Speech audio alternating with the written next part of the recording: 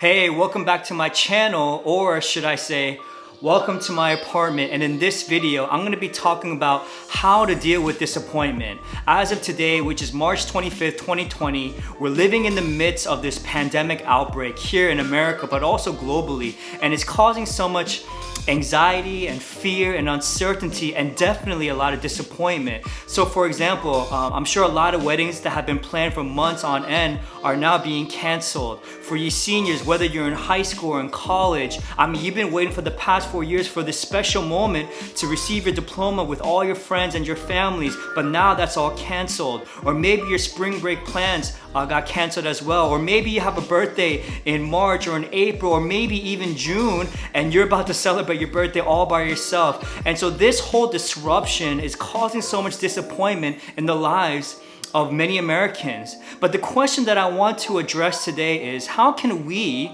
as people of faith, how do we approach seasons of disappointment such as the one that we are going through right now? So I just want to share a couple of things that we should remember as we go through seasons of disappointment. And the first one is this, and that is to control our hearts. You know, there's a lot of things in this world that we cannot control. We cannot control what happens to us, but what we can control is what happens inside of us and how we respond to those circumstances.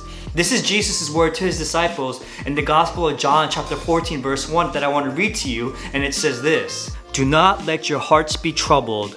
Trust in God, trust also in me."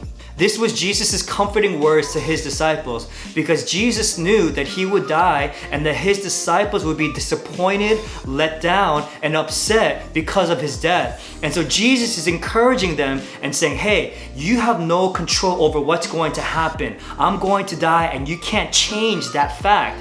But what you can control is how you respond and how your heart is postured. And so I want your hearts to be filled with trust in me and also in God, and not to be filled with trouble and disappointment. So what Jesus is saying is, don't let your hearts be dictated by what's going to happen, but let your hearts be dictated by my promise, and that is that I'm going to prepare a place for you. And the Bible is very clear about guarding and controlling our hearts. Proverbs 4:23 says this: "Above all else, guard your heart, for everything you do flows from it."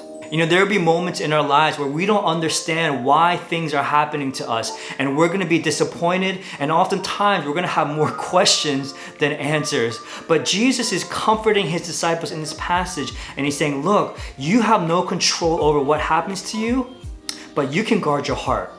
You can control how you respond to seasons of disappointment. And so I want you to have a heart of trust. Trust in me, trust in my plan. And I know that's so difficult for us to do, but may you be encouraged today that when disappointment comes, you have power and you have control over how to respond to those situations. So may you have a heart of trust and not a heart of trouble. And so the second thing that I want us to remember is to always give thanks. Now, I get it. Giving thanks is the last thing that you want to do, especially when you're disappointed.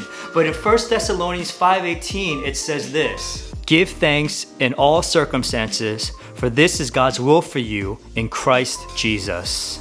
You know, the Apostle Paul is reminding the Thessalonians and to us that giving thanks is not only appropriate when things are going well, but giving thanks has to be in all circumstances, especially in seasons of disappointment. And the beauty of gratitude is that it changes our perspective. And so it turns our complaints into contentment. And it reminds us that God has already blessed us with so many things. And so when we have a heart of thanksgiving and contentment, we focus on what God has already blessed us with rather than what we don't have. And giving thanks, what it does is that it shifts the focus off of our circumstances and ourselves, and it shifts the focus on God. And so when we don't have a heart of gratitude, right, our disappointment will turn into disillusionment and will turn into defeat, and will also turn into envy. And so the only way to prevent that is to really have a heart of thanksgiving in all circumstances. And so may I encourage you today that you would always have a heart of gratitude in every circumstance, whether things are going well and even the seasons of disappointment. And the third thing that I want us to remember is to pray and to ask for wisdom.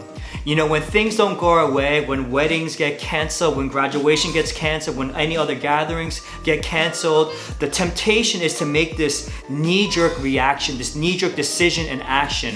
And when we do that, oftentimes it makes matters worse. And so in James chapter 1 verse 5, it says this: "If any of you lacks wisdom, he should ask God, who gives generously to all without finding fault, and it will be given to him." You know, the danger of disappointment is that it disrupts our ability to make sober-minded decisions and judgments. Oftentimes when we're disappointed, right, we want to make a decision, we want to do something right away, but oftentimes that's based out of self-centeredness, and oftentimes those decisions that we make are often worse for us and for the people around us. So rather than doing a knee-jerk reaction, right, pause and reflect and seek the wisdom and the counsel of God and ask for his wisdom in prayer. But hey, I hope you enjoyed this video. Please subscribe to this channel so that you can get more videos. Thanks, take care, and God bless.